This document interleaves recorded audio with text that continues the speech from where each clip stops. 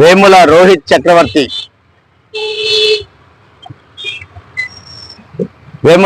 చక్రవర్తి అనేటువంటి దళిత బహుజన నాయకుడిని మనువాదులు చేసినటువంటి ఒక కుట్రపూరితమైనటువంటి సమాజాన్ని క్రియేట్ చేసినటువంటి దానిలో బలిదానమైనటువంటి గొప్ప వ్యక్తి ఎవరంటే వేముల రోహిత్ చక్రవర్తి. ఇలాంటి వేముల రోహిత్ చక్రవర్తిని ఈనాడు ఉన్నటువంటి సమాజం గుర్తించలేనటువంటి పరిస్థితి. దళితులుగా ఉన్నటువంటి వాళ్ళు పోరాట స్ఫూర్తిని ఎప్పుడైతే ఇస్తారో ఆ యొక్క పోరాట స్ఫూర్తిని, ఆ యొక్క పోరాట ప్రతిభని ఓర్చుకోలేనటువంటి మనవాదులు ఏం చేస్తున్నారంటే వారికై వారు ఆత్మహత్యలు చేసుకునేటువంటి పరిస్థితిని తీసుకొచ్చేటువంటి పరిస్థితి ఉంది. గొప్ప వ్యక్తి ఎవరయ్యా అంటే ఇవాళ డాక్టర్ బాబాసాహెబ్ అంబేద్కర్ గారి యొక్క సనాతన ధర్మాన్ని ఏదైతే ఉందో, బాబాసాహెబ్ అంబేద్కర్ గారు రాజ్యాంగాన్ని రచించి అందరికీ సమానమైనటువంటి న్యాయం కావాలనేటువంటి విధానంతో డాక్టర్ బాబాసాహెబ్ అంబేద్కర్ గారి సిద్ధాంతాలని ముందుకు తీసుకెళ్తున్నటువంటి వ్యక్తిని వేముల రోహిత్ చక్రవర్తిని తనకు తానై ఆత్మహత్య చేసుకునేటువంటి పరిస్థితిని క్రియేట్ చేసినటువంటి దౌర్భాగ్య స్థితి ఇవాళ మన యొక్క సమాజంలో మనం చూసి ఉన్నాం. ఇవాళ 9వ వర్ధంతిని, వేముల రోహిత్ చక్రవర్తి వర్ధంతిని విజయవాడ సెంట్రల్ నియోజకవర్గంలో దళిత బహుజన పార్టీ ఏదైతే ఉందో ఇక్కడి నుంచి స్టార్ట్ చేస్తున్నాం. మొట్టమొదటిగా ఎవరైతే అణగారిన వర్గాలు ఉన్నారో అణగారిన వర్గాలు అందరూ కూడా రేపొద్దున ఈ యొక్క రాజ్యాంగం మీద నడుస్తున్నటువంటి రాజ్యాధికారం కోసం ప్రతి ఒక్కరు పోరాటం చేయాల్సిన అవసరం ఎంతైనా ఉంది.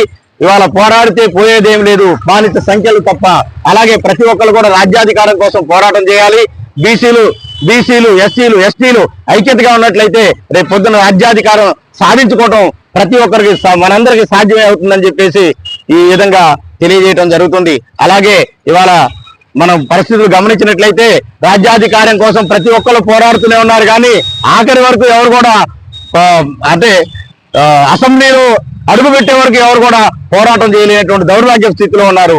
అలాంటి స్థితి నుంచి ముందుకు రావాలంటే ఆర్థికపరమైనటువంటి అంశం కూడా ఇవాళ గొప్పది. అందుకని మనందరం కూడా ఎస్సీ ఎస్టీ బీసీలు అందరూ కూడా ఆర్థికపరమైనటువంటి అంశాలు కూడా అందిపుచ్చుకోవాలంటే ఏం చేయాలంటే మొట్టమొదటిగా మనం పోరాడి ప్రతి ఒక్క మన హక్కులు సాధించుకోవాలి.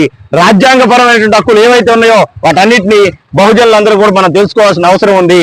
ఆ రోజు కూడా వేముల రోహిత్ చక్రవర్తి యూనివర్సిటీలో, సెంట్రల్ యూనివర్సిటీలో మనందరికీ సమానత్వం ఉండాలి, సమాన న్యాయం జరగాలి అని చెప్పేసి వేముల రోహిత్ చక్రవర్తి పాటుపడితే ఆ యొక్క నినాదాన్ని, ఆ యొక్క స్లోగన్ ని పక్కన పెట్టి డాక్టర్ బాబాసాహెబ్ అంబేద్కర్ కు దగ్గరగా ఉన్నాడు, ఇతను ఉద్యమ స్ఫూర్తి ఉందని చెప్పేసి సెంట్రల్ యూనివర్సిటీలో అతన్ని వీసీ కావచ్చు, ఉన్నటువంటి మనవాదులు కావచ్చు, ఆర్ఎస్ఎస్ వాళ్ళు కావచ్చు, ప్రతి ఒక్కళ్ళు వ్యతిరేకించడం కారణంగా తనకై తాను ఆత్మహత్య చేసుకున్నారు. ఒక లెటర్ లో స్పష్టంగా కూడా క్లియర్ గా తెలియజేశాడు వేముల రోహిత్ చక్రవర్తి. ఏమనంటే రేపు పొద్దున ఈ లెటర్ మీరు చూసే లోపు మేము ఉండకపోవచ్చేమో, కానీ సమాజ స్థాపన అని చెప్పేసి ఇవాళ ఆర్ఎస్ఎస్ వాదులు ఏదైతే చెప్తున్నారో మనోధర్మ శాస్త్రాన్ని రేపు పొద్దున తీసుకొస్తారు.